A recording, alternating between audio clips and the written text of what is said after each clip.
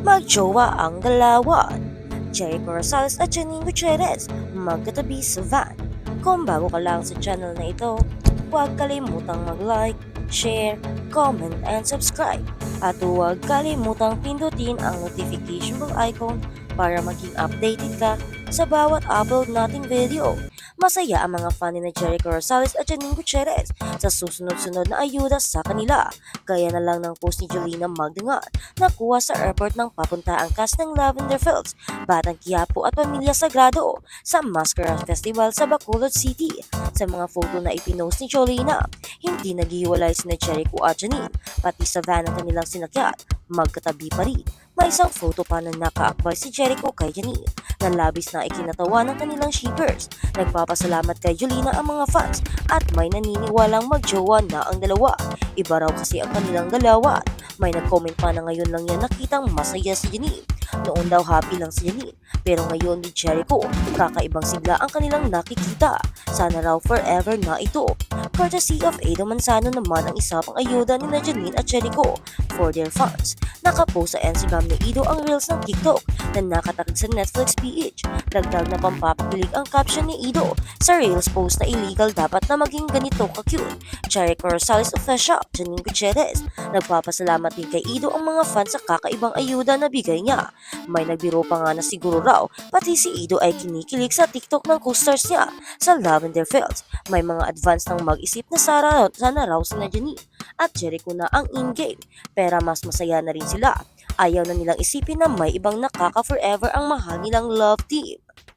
Sa kabilang banda, Sanya Lopez, pinalabas ng artista sa tentahal extra lang, ninudnud sa eksena. Naranasan din pala ng kapuso actress na Sanya Lopez na mapalayas ng tent sa shooting noong nag-e-extra pa lang siya sa TV at pelikula. Fresh na fresh pa sa utak ng dalaga ang nangyari noon sa kanya habang nasa shooting ng isang TV show kung saan pinalabas siya ng isang artista mula sa tent na kanilang tinutuluyan.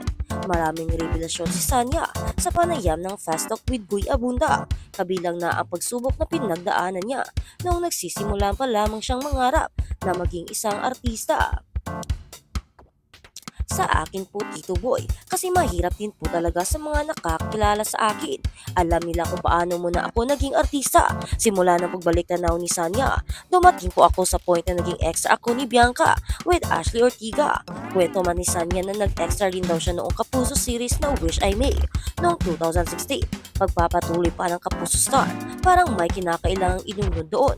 Ako yung nunod, ang natawang chika pa ng isa sa lead star ng Jamie Prime series na Pulang Araw. Nagulat naman si Bianca sa kwento ni Sanya na guest din sa naturang episode ng Fast Talk with Boy Abunda. Ha, ngayon ko lang narinig yung kwento na to. Reaction pa ni Sanya. Pero isang beses lang naman po yun. May muntik-muntikan daw si Ashley din naman po yun. Kontrabida mo, roon si Ashley. Kailangan ingod doon tapos ikaw yung nasa CR. Okay naman sa aking Tito Boy, patuloy pa niya. Kasunod nito, naikwento rin ni Sanya ang pagpapalaya sa kanya ng isang artista mula sa isang tent. Habang nagsushudi, napalabas po ako ng tent kasi hindi raw ako artista. For artist raw po yun. Tapos sabi ko, sige po, okay lang naman sa akin that time. Hindi ko siya dinidibdib kasi hindi naman talaga ako artista that time. Parang feeling ko lang ang sabi ay, be, alis ka dyan, hindi ka naman artista. Tapos sabi ko, ay sige po, alis ako. Chika pa niya.